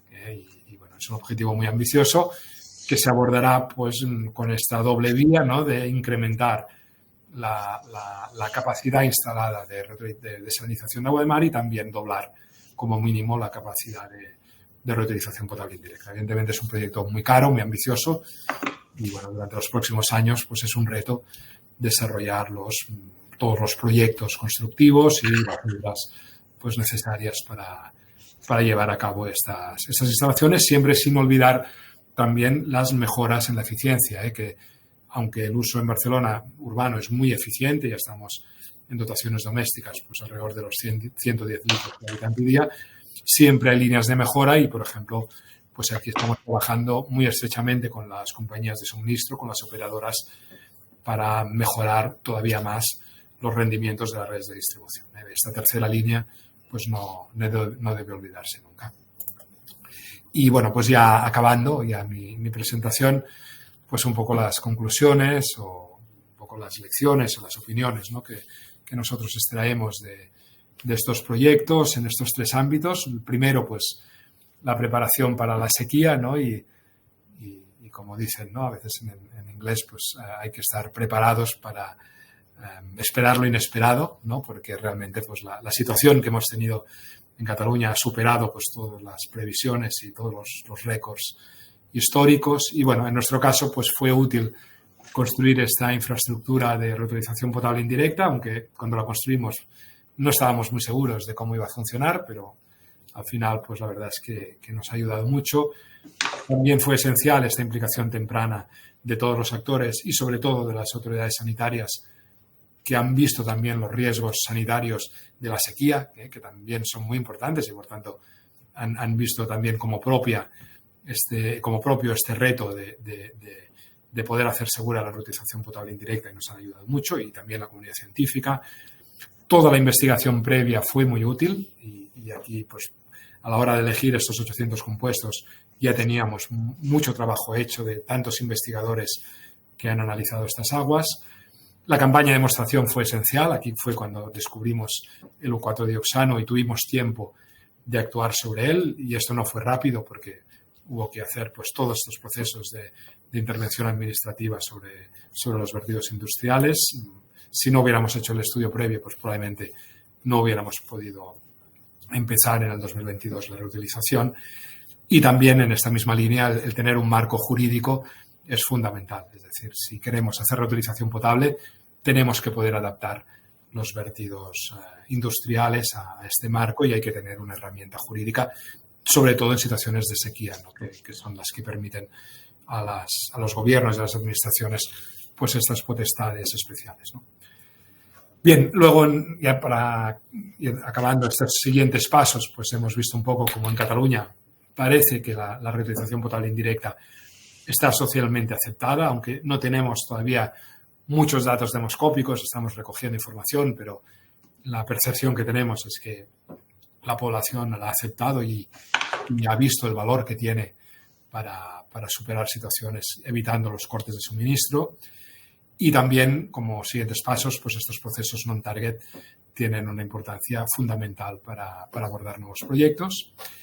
Y luego ya lo último ya es más una opinión y un poco, sobre todo, pensando en que, pues, muy probablemente en Europa en un momento se llegará a pensar, ¿no?, en alguna armonización europea, ¿no?, de la reutilización potable indirecta. No es que yo sepa que haya nada en curso, tampoco es que esté abogando por esto, pero sí que creo que es importante que si esto un día se acomete, pues yo creo un poco que la experiencia de Barcelona puede dar una pista de que hay que considerar la cadena completa de tratamiento, ¿no?, depuración, regeneración, potabilización, porque en muchos casos, y es el caso de Barcelona, pues ya disponemos en las potabilizadoras de tratamientos muy avanzados, ¿no? Y entonces, desde el punto de vista de optimizar inversiones, convendría que los requisitos tuvieran en cuenta también esta línea. Es decir, quizá no deberíamos ser muy, muy exigentes en la etapa de regeneración, sino mirar el tratamiento conjunto. Y quizá una manera de hacer esto, ya aventuro aquí una opinión, sería, pues, focalizarnos más no en las líneas de tratamiento, sino más en la calidad del producto final, del agua potable que queremos producir.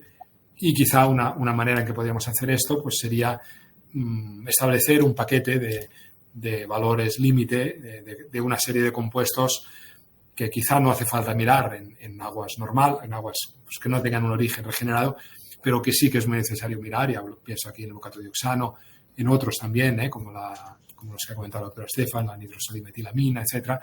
Pues bueno, establecer un segundo paquete de compuestos que pudieran mirarse en el agua potable cuando las plantas, pues, se abastecen con agua regenerada, ¿no? Bueno, esta es un poco la idea, pues, que nosotros proponemos. Y bueno, y hasta aquí lo que les quería contar. Y bueno, muchas gracias por todo, y bueno, a su disposición ya para todas las debates o preguntas, pues, que vengan a continuación. Gracias. Bueno, pues muchísimas gracias, Jordi, por la excelente presentación, muy bien organizada, cronológicamente.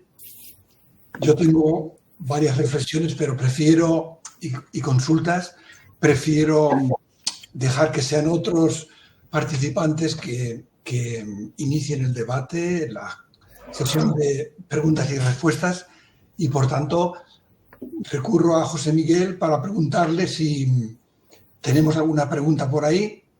Sí, tenemos varias, Rafael. Si te parece, comenzamos con la de Celestino Freire, que nos pregunta qué porcentaje de la reutilización es para uso como agua industrial. Jordi. Muy bien. Gracias por la pregunta. Bueno, en esta planta, a día de hoy, no hay reutilización industrial. En otras plantas sí. Tenemos, por ejemplo, en Tarragona una planta interesante en la cual se hace reutilización para todo el polo petroquímico del Tarragona, que es el segundo mayor del Mediterráneo Sur. y ahí se está suministrando en gran parte con agua regenerada, pero en este caso no. En este caso el agua se suministra para caudal ecológico, riego agrícola y sobre todo reutilización potable. Gracias, Jordi. Leonidas Pérez nos pregunta o nos dice que la fuente de dioxano en las ciudades de Estados Unidos generalmente proviene de bases militares. ¿De dónde proviene el dioxano en Barcelona? ¿Sabríamos decirle? Bien, bueno, no tenemos ninguna base militar, afortunadamente, y viene sobre todo de 3 fábricas. Entonces son 3 fábricas, bueno, relacionadas pues con el reciclaje de plástico, con pinturas, bueno, unas actividades muy concretas en las que también está establecido en la bibliografía, que son las que suelen usar este compuesto. Pero bueno, la buena noticia es que en los 3 casos, pues estas fábricas han podido mantener la actividad reduciendo los vertidos de 1,4-dioxano. Es decir, ninguna de esas 3 fábricas ha tenido que interrumpir la producción y bueno, son fábricas manufactureras, fábricas químicas sobre todo. Excelente. Jordi, nos pregunta también Ana Paula que cuál ha sido el aumento en cuanto al consumo energético con la implementación de este sistema de reuso y si ese aumento se ha trasladado a la tarifa y cómo ha sido la recepción de la población en cuanto a la subida, si ha sido el caso. Vale, perfecto. Bueno, el consumo energético global, teniendo en cuenta también la potabilización, porque este agua luego hay que potabilizarla, pues debe estar alrededor de 1,5 kilovatios hora por metro cúbico, quizá 2 en algunos momentos. El coste solo del agua regenerada es de unos 18 céntimos por metro cúbico, el coste de operación del OPEX, también para dar este valor. Luego hay que sumar el coste de potabilización, pero este se tiene con independencia del origen del agua. Y bueno, el traslado, claro, el traslado a la tarifa ha sido un poco global porque, claro, también ha habido en estos años que usar mucho el agua desalinizada, que esta pues también tiene un coste pues evidentemente aún mayor. Entonces sí que hubo un incremento de tarifas del agua de suministro en alta del 30% hace unos años. Y bueno, yo creo que un poco como también pues había una situación que era muy conocida, ¿no? de sequía y de necesidad de movilizar fuentes complementarias, pues yo creo que fue bastante eso. Esto es un coste global porque lo que es la parte concretamente de regeneración, esta en Cataluña se asume dentro del canon del agua, que es el canon que cobra la Agencia Catalana del Agua y que se usa pues, para muchas finalidades, para financiar el saneamiento, para mejoras ambientales y también la regeneración. Por tanto, esta parte concreta pues vino a través del canon del agua. Ahondando también en el tema de los diosanos, nos pregunta Antonio que qué tipo de procesos industriales pueden ser típicamente los emisores. Los emisores de diosanos, ¿qué tipos de procesos industriales son aparte de lo que has comentado? Claro. Bueno, en nuestra experiencia, sobre todo son estas tres fábricas. Claro, yo tampoco, seguramente hay más fuentes, pero nosotros solo hemos encontrado. Solo conocéis esa, estupendo. Jordi, Mario nos pregunta o nos dice que participa en un grupo de trabajo sobre reuso de aguas residuales tratadas en América Latina y nos dice que allí en América Latina está prohibido este reuso para consumo humano o para agua potable. Se trabaja en proponer una reglamentación para nuestros países para diversos tipos de reuso, nos comenta. ¿Cuántos tipos de reuso de aguas residuales tratadas tenéis actualmente o tenemos actualmente aquí en Europa o en España? De reuso potable, entiendo que se refiere. De reuso potable, sí. Sí. Bueno, en realidad en España también está prohibido el reuso potable directo, excepto en situaciones de catástrofe, que tampoco están totalmente definidas, ¿no? en la norma. Pero el directo, el indirecto, que es el que estamos haciendo aquí, no está prohibido, tampoco está regulado. Y bueno, un poco nosotros tenemos varios proyectos, no en funcionamiento solo pero tenemos varios proyectos en marcha. Estos del Besós que he comentado, también otro en Figueras, otro en Mataró, de reutilización potable, pero siempre indirecta, no de reutilización potable directa. Y bueno, luego en Europa no tengo una lista completa, pero por ejemplo sí que sé que en Bélgica, en la región de Flandes, hay un proyecto también de recarga de acuíferos que hace muchos años que estaba funcionando. En otros sitios, ¿no? Por ejemplo, en Francia, en la Vendée, se están haciendo pruebas. Yo creo que es una cosa que poco a poco pues también está empezando en otras... Es una tendencia en alta, claro. Gemma Piquer nos dice que el agua de pozos, en el proyecto que hemos hablado, que has hablado tú anteriormente, el agua de pozo se trata de forma independiente en la potabilizadora. Nos pregunta, de ser así, no entiendo el que actúe como dilución en el río. A ver si se lo podemos aclarar. Sí. No, el agua de pozos no genera dilución en el río. La dilución es posterior al tratamiento, antes del suministro a la población. Digamos que las dos aguas, la que ha tenido una línea de tratamiento de ósmosis inversa y la que ha tenido carbono activo y ozono, se mezclan después del tratamiento en la potabilizadora. Tampoco hay una separación total, es decir, se tiende a usar las líneas de esta manera, pero también se pueden invertir o se puede mezclar. Es decir, esto lo decide el jefe de planta en cada momento, en función de las necesidades, porque los pozos y el río, los dos tienen calidades variables. Claro. Pero la dilución es ya posteriormente a la potabilización. Jordi nos pregunta, Celia Tortajada, que ¿cuáles dirías que han sido los beneficios económicos de los sistemas de reuso del agua que habéis aplicado? Claro. Bueno, aquí el beneficio fundamental ha sido evitar las restricciones de agua en Barcelona, porque hemos visto, ¿no?, en estas simulaciones que con 55 hectómetros menos hubiéramos llegado a una situación de emergencia 2 o emergencia 3, que ya es la última situación de suministro, que ya hubiera conllevado pues cortes de suministro en franjas horarias, no en el área metropolitana de Barcelona. Por tanto, es un beneficio enorme.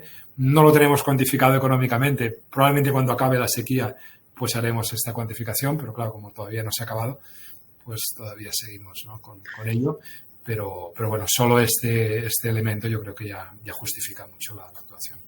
Estupendo, pues voy con la última pregunta antes de darle paso a Rafael, que quería también preguntarte algo.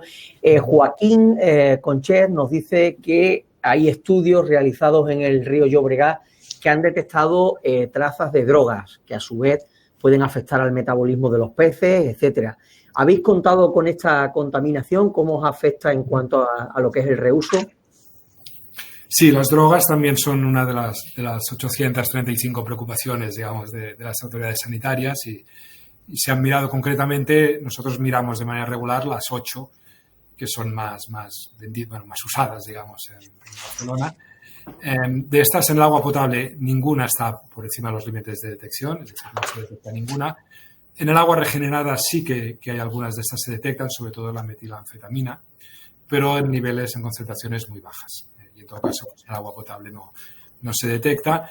Y luego, pues con los análisis non-target que hacen estos barridos generales, pues dentro de las librerías hay muchas otras, pero no se ha detectado ninguna más. Permitidme, ya voy con la última que acaba de entrar, de Alicia. Siendo el río Besós un río con una contribución de efluentes industriales en un 90%, ¿esperáis encontrar algún tipo de restricción a nivel normativo ahora que ha salido el Real Decreto de reutilización y continúa sin incluir la regeneración de aguas residuales industriales? Uh-huh. Bueno, no, digamos que el reglamento no regula todavía el suministro de agua a la industria, ¿no? Entiendo que se refiere a eso. Sí.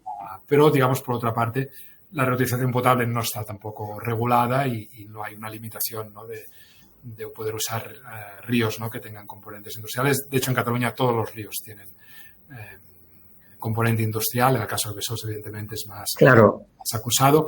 Lo que sí que conlleva, pues, más necesidad de estos análisis de riesgo. De hecho, pues, dentro de la normativa de la Directiva de Aguas Potables, pues ya se establecen, ¿no?, estos planes de riesgo de las zonas de captación y en este caso pues será esencial analizar las actividades industriales.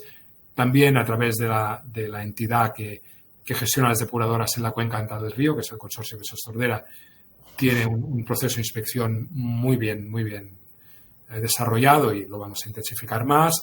Y luego los análisis non-target, ¿no? Un poco yo creo que estos son los elementos clave para controlar el riesgo de los vertidos industriales. Estupendo, Jordi. Pues eso es todo. Ya quedan todas contestadas y le doy paso a Rafael, que quería también hacer algunos comentarios. Rafael, adelante cuando quieras. Gracias, José Miguel.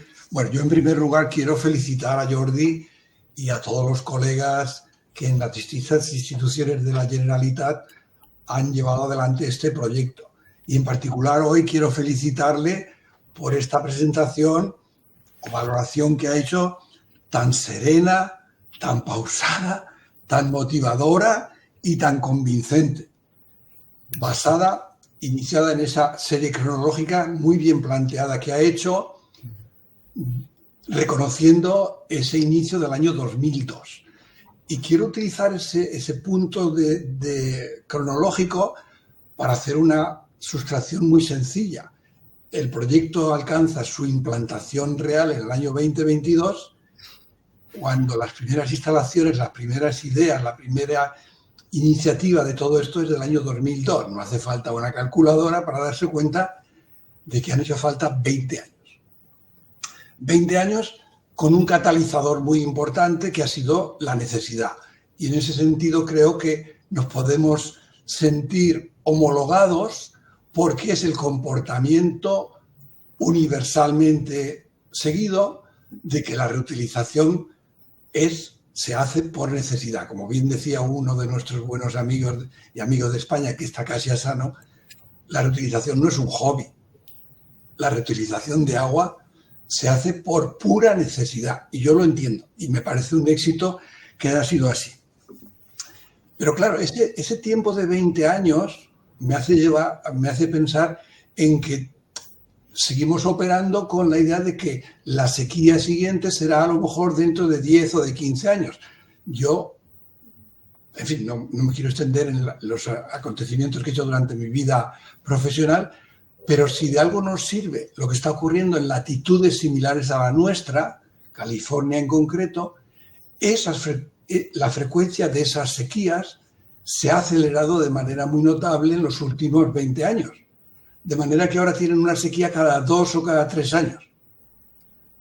Y eso me lleva a pensar que esas iniciativas que ya ha anticipado Jordi, que se están adoptando por las instituciones de Cataluña, convendrá acelerarlas porque no vamos a tener otros 20 años hasta que tengamos que aplicarlas.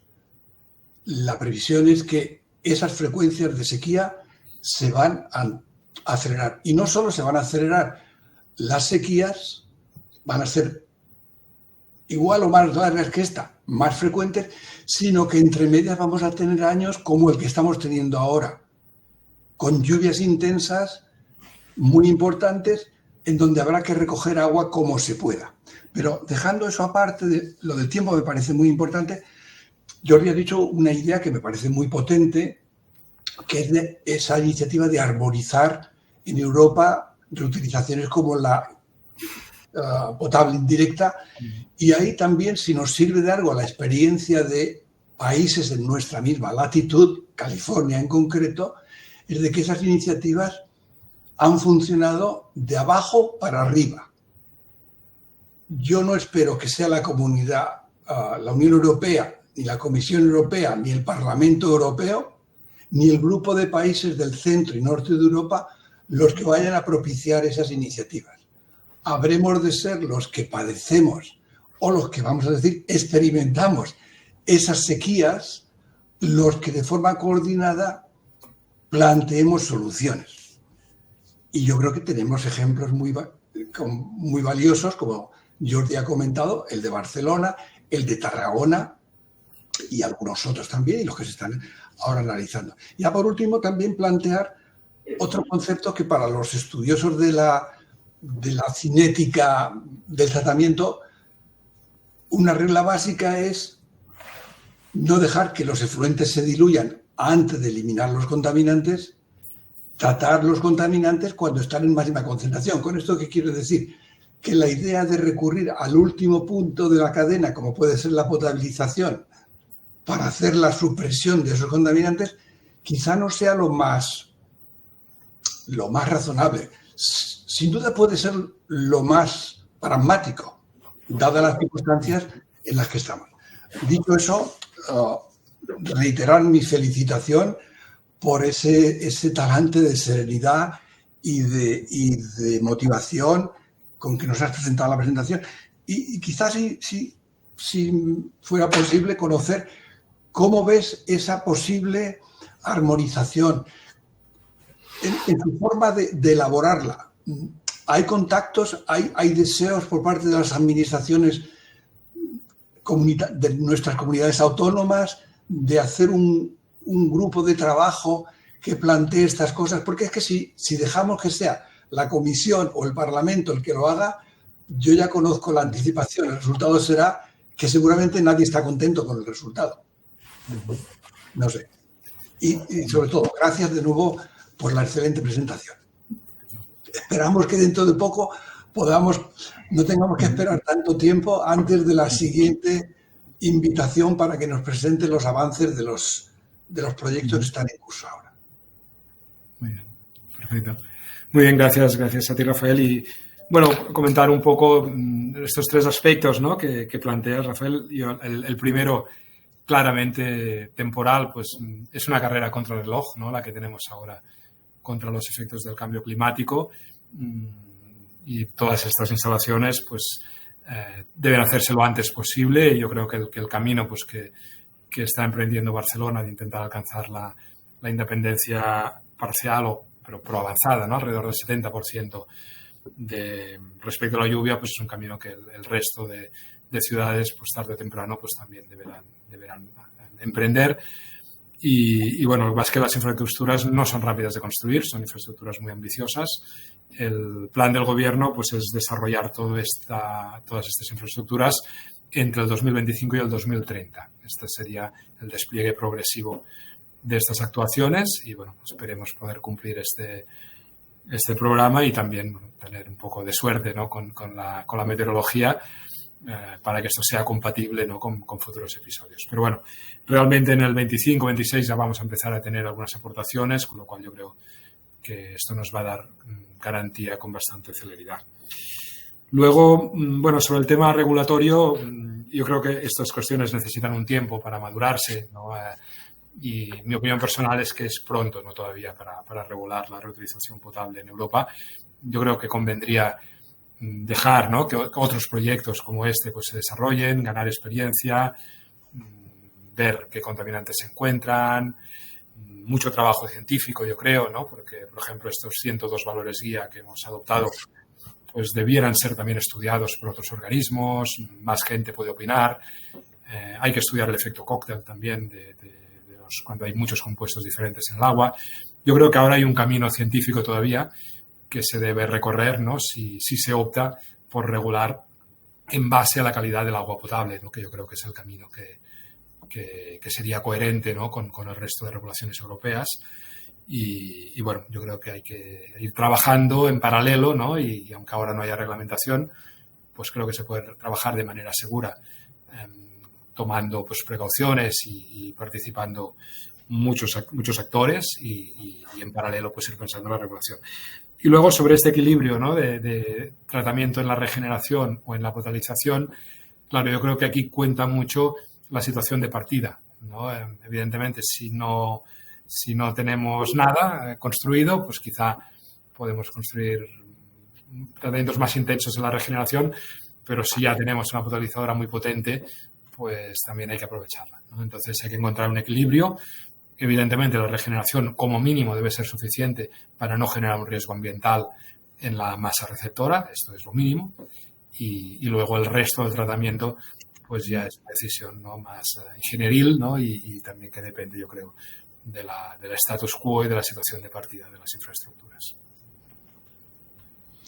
Muy bien, pues José Miguel, Jordi, Mijaela, ha sido una enorme satisfacción contar con vuestra presencia, vuestra experiencia, vuestros conocimientos y vuestro talante comunicativo. Ha sido fantástico. Yo espero que nuestros seguidores, nuestro auditorio haya quedado satisfecho y les emplazo a un próximo webinario donde podamos continuar mostrando los avances que se están haciendo en este territorio, en este campo, mejor dicho. Pues como siempre, Rafael, ha sido un placer. Gracias, Jordi, Mijaela, y hasta pronto. Hasta la próxima. Muchas gracias. Muchas gracias a todos. Bye, bye.